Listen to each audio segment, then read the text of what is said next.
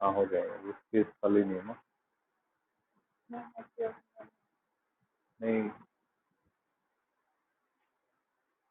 Good morning to all. भाई पहले तो ये बताओ मेरी वॉइस तुम्हें ऑडिबल है या नहीं है, और स्क्रीन विजिबल है या नहीं है। चलो जी देखो, कल मेरे ख्याल से हमने एसपी हाइब्रिडाइजेशन हम कर रहे थे और एल्काइन के केस को हमने करना है। We want to discuss the cases of alkyne. Alkynes means those hydrocarbons which are at least one carbon-carbon triple bond. Those chemical species are called alkynes. And the simplest alkyne is, that is ethine. Its IPSC name is ethine. And common name is acetylene. तो exam में ना इसको acetylene के नाम से पूछ लेते हैं, explain bonding in case of acetylene. तो तुम्हें इसका फॉर्मूला ही नहीं पता होता है ज्यादातर बच्चों को। तो इथाइन का कॉमन नेम एसिटिलीन है। तो एज यूजुअल पहले कार्बन की सेंट्रल एटम की कॉन्फ़िगरेशन लिखनी है आपने, 1s2, 2s2, 2px1, 2py1 ऐसे। फिर एक्साइटेड स्टेट में लिख दिया 1s2, 2s1, 2pz1, 2px1, 2py1। अब एक s और एक p, इनकी हाइब्रिडाइजेशन हो जाएगी। तो हमने ऐसे हाइब्रिड ऑर्बिटल को ड्रॉ करके दिखाया, इलेक्ट्रॉन दिखाया, कितने बनेंगे, 2 बनेंगे। कौन से हाइब्रिड ऑर्बिटल है, sp हाइब्रिड ऑर्बिटल।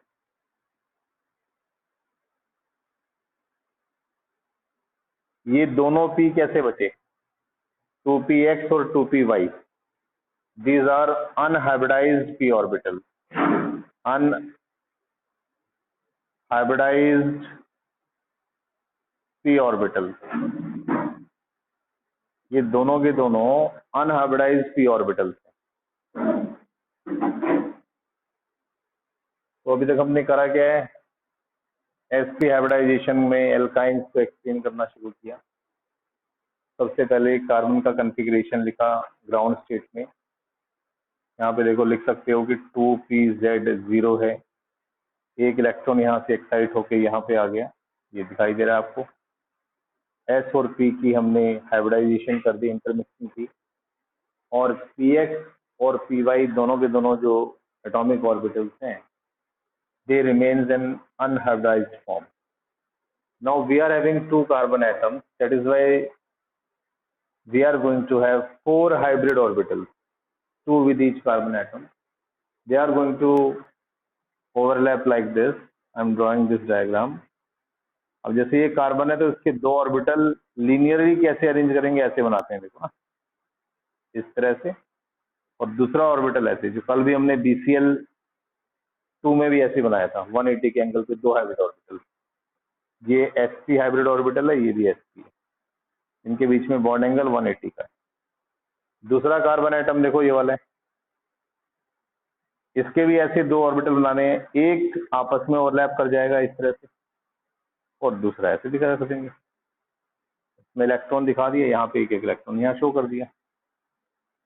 अब हमारे पास देखो ध्यान दोगे तो 2 हाइड्रोजन हैं, ये 1s, 1 of hydrogen is going to overlap with these remaining 2 hybrid orbitals like this.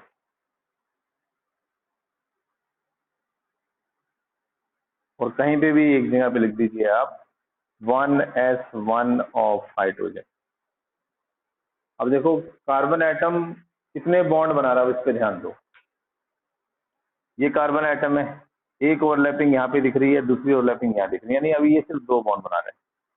और वैसे कार्बन टेट्रावेलेंट होता है।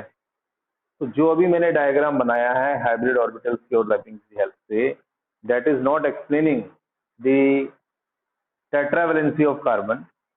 To explain that tetravalency and the existence of this molecule, we are to show sideways overlapping between 2px and 2py, unhybridized p orbitals of 2 carbon atoms. कैसे देखो, उनको draw कैसे करना है, अब इस तरह से करना है, डम्बल शेप जैसे बनाते हैं। ये 2px हो गया, थोड़ा सा साइड में ऐसे टेढ़ा करके बना दें, 2p_y, आपस में नहीं टच होने चाहिए। ये 2px मैंने लिखा, देखो ये 2py लिखा। इसी तरह से इस कार्बन के दोनों अनहाइब्रिडाइज्ड p ऑर्बिटल्स को बनाए, पहला बन गया, और थोड़ा सा साइड में करके ऐसे दूसरा बन गया। इनको आप डॉटेड लाइन से भी बना सकते हो, कई बुक्स में आपको ऐसे मिलेगा, ऐसे बनाया होगा। कोई नहीं, फुल बनाओ आप, उसमें कोई दिक्कत नहीं है।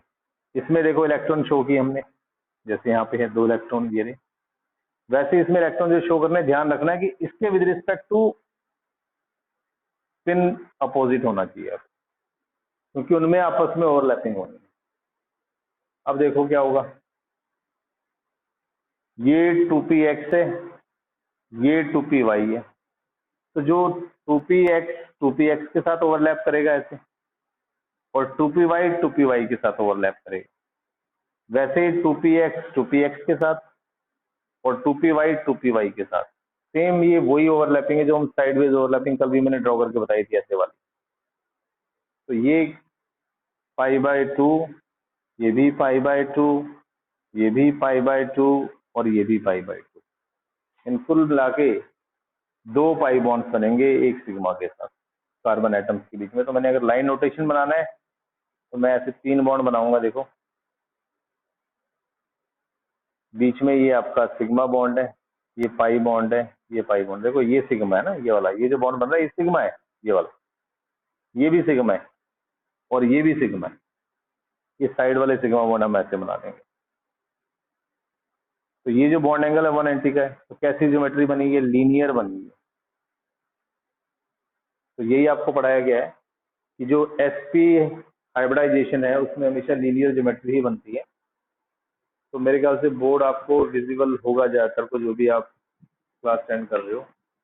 अगर फिर भी कोई आपको दिक्कत है तो आप अपने आप को अनम्यूट करके बोल सकते हो कि हमें ये परेशानी है, किसी में किसी टॉपिक में कंफ्यूजन है कि हमें समझ में नहीं आया। तो मैं इसको एक बार रिपीट भी करूंगा, लेकिन पहले आप एक बार इसको ड्रॉ कर लें, और ड्रॉ करना इसको जरूरी है। अब देखो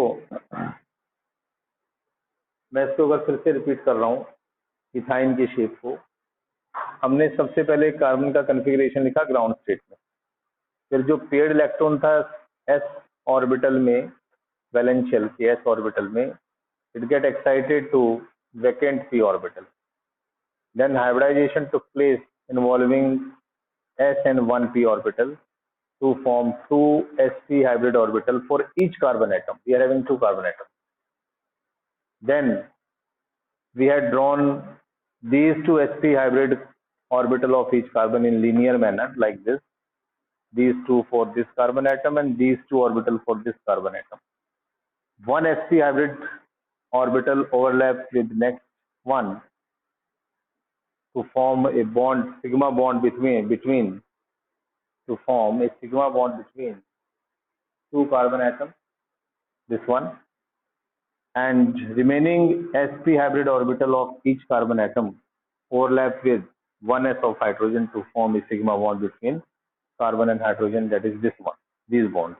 ये भी सिग्मा है, ये भी, जब भी हाइब्रिड ऑर्बिटल ओवरलैप करेगा वो सिग्मा बॉन्ड बनेगा। Now if you not show these 2 bonds, then the valency of carbon is 2 here, because we are only showing in beginning the formation of this sigma bond and this by a respective carbon atom. That is why to prove tetravalency, the unhybridized p orbitals undergo sideways overlapping. 2px overlap with 2px of other carbon atom. Similarly, 2py overlaps with 2py of other carbon atom, forming 2 pi bonds.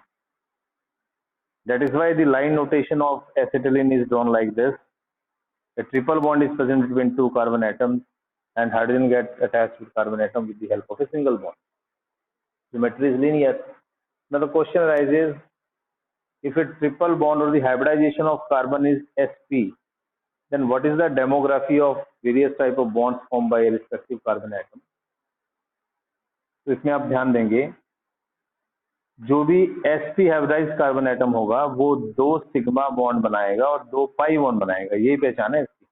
अभी मैं आपको 2-4 सवाल भी कराऊंगा इससे। देखो आप, अगर कोई कार्बन, मैं ऊपर लिख रहा हूँ इस पर ध्यान दें, sp3 हाइब्रिडाइज्ड है, ये वाला कार्बन, तो वो चारों के चारों जो बॉन्ड बनाएगा, क्योंकि टेट्रावैलेंसी होती है, वो चारों के चारों सिग्मा बॉन्ड बनाएगा, उसमें कोई भी पाई बॉन्ड नहीं होगा। ये चीज इसमें समझने की है। अगर किसी कार्बन की, भाई ये कार्बन है, 4 बॉन्ड फिर मैं कह रहा हूँ बना रहा है, और इसको कोई कहे कि आपकी हाइब्रिडाइजेशन भाई इसमें sp2 है, तो इसमें ये डेमोग्राफी चेंज होगी, 3 सिग्मा बॉन्ड होंगे और 1 पाई बॉन्ड होगा। अगर आपको कहे कि कोई कार्बन है, उसमें मैंने ऐसे 4 बॉन्ड बना दिए और उसकी हाइब्रिडाइजेशन लेकिन sp है, तो इन बॉन्ड्स की डिटेल दो, तो ये 2 सिग्मा होंगे और 2 पाई बॉन्ड होंगे, जैसे कि यहाँ दिखाया गया। देखो 2 सिग्मा है 2 पाई, 2 सिग्मा है 2 पाई है। तो इस तरह से आपको बिल्कुल क्लियर कट ये कॉन्सेप्ट बहुत ही क्लियर होना चाहिए, क्योंकि इसकी एप्लीकेशन ये है, जिस पे क्वेश्चन कई एग्जाम्स में पूछे जाते हैं, कॉम्पिटिशन में। आपको कराता हूँ भी 1-2 सवाल, पहले आपने उम्मीद है कि उतार दिया होगा। अगर कोई डाउट है इस डायग्राम में या इस पूरे के पूरे उसमें, तो वो आप पूछ सकते हैं कि हमें यहाँ पे डाउट है।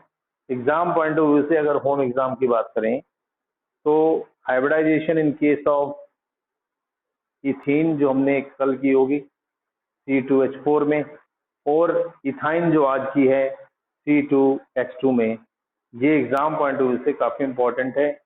एनसीईआरटी में एक्सरसाइज में क्वेश्चन भी है, explain the shape of ethene and ethyne with the help of hybridisation. तो आपने जैसे लिखा है सेम इतना ही करना होता है और कुछ नहीं करना होता, कोई लैंग्वेज ही नहीं लिखनी है, जैसे लिखा हुआ है बस यही। 2 से 3 मार्क्स का क्वेश्चन पूछ लेते हैं एग्जाम में। ये जो डायग्राम बनाया हुआ है, जिसको हम हाइब्रिड ऑर्बिटल डायग्राम कहते हैं, ये वाला बड़ा क्लियर होना चाहिए, इसमें कहीं पे गलती नहीं होनी चाहिए, समझ में आना चाहिए, इसको क्रैम करने की जरूरत नहीं है। इसको समझ के बनाओगे तो आपको परमानेंट याद हो जाएगा। ये रटोगे तो कहीं ना कहीं गलती करोगे। तो किसी को डाउट हो तो आप पूछ सकते हो अपने आप को अनम्यूट करके। अगर डाउट नहीं है तो हम आगे चलेंगे। पूछना है किसी ने कुछ? हाँ जी बोलो।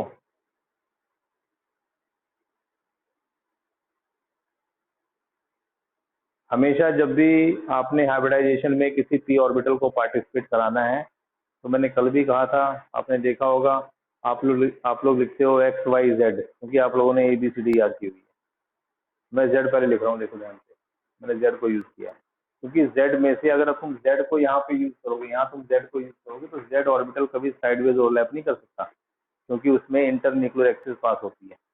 Z Z PZ में जो ओवरलैपिंग होगी, it always form sigma bond, not pi bond. ये आपको VBT में पढ़ाया हुआ है, VBT को देखना।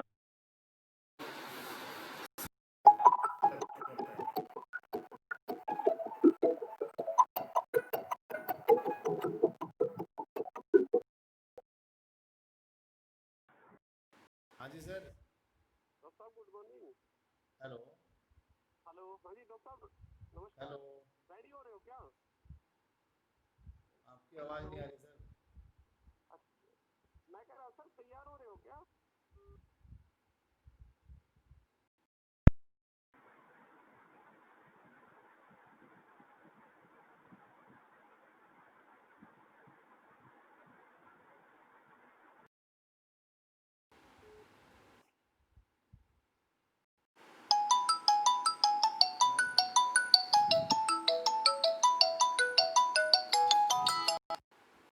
हाँ जी सर।